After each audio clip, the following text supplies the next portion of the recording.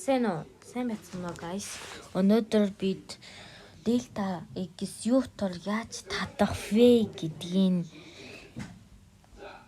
татч авах болно. За. Би анхны ижилэг болохоор тийм юм хийсэн. Би тэрийг хийхээс сонгосон юм аа да. Арай найдвартай яаж магадгүй. За. Та нар одоо Delta Executor яаж амарх татах вэ гэдэг юм байдаг. За, Delta ингэж хийх ёстой.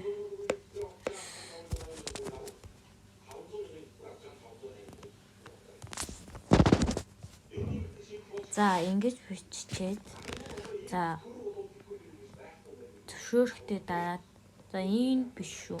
Энэ өөр төрлийн за энэ биш. За энэ буцах дээр дараад энэ дээр одоо энэ ногоон дээр дарангуйтаа энэ дээр дарна. За энэ сайт нь split test нахгүй юу? Та нар одоо ингэж яаж татах нь ингээд split test нөө сайтаас болно гэсэн амар гэсэн үг. За би эндээс хамгийн амархныг нь татсан.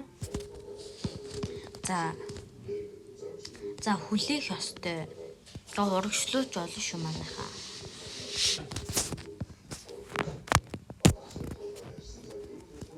За хүлээгээд хүлээх. За одоо татангууд энэ даанч юм гараад байгаа. За тэгэнгүүт орохын тулд энэ дээр дарна штэ. Одоо жишээлбэл энэ general гэдэг дээр дараад энэ дээр дараад биш ээ. Биш штэ. За Delta гэд энэ доор харагдаж байгаа штэ. Safe Delta гэдэг юм байсан. Энэ дээрээ дараад тэр улаан товч дээр дарна штэ. Тэгээд тэрэн дээрээ дараа тэгээд утасчин биш ээ. Энд чи iPhone штэ ой. Android гэж ойлгоо. Манайхаа. За тэр улаан товчлуур дээрээ дараа тэгээд утас чинь унтрах болно. Тэгээд тэн дээр буцаад хасагдана өөрөө цаанаасаа. Тэгээд унтрсны дараа ингээд буцаж заасан. За унтрсны дараа өөрөө ингээд асаа тэгээд тэр товчлуур дээрээ дарна штэ. Дараад ёо. За тэгээд дараад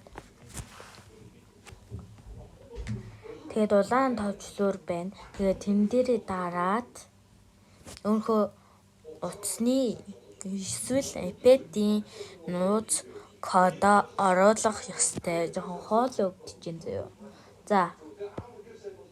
За би юу ч гэсэн өөрөө тэгчихё. За. Окей.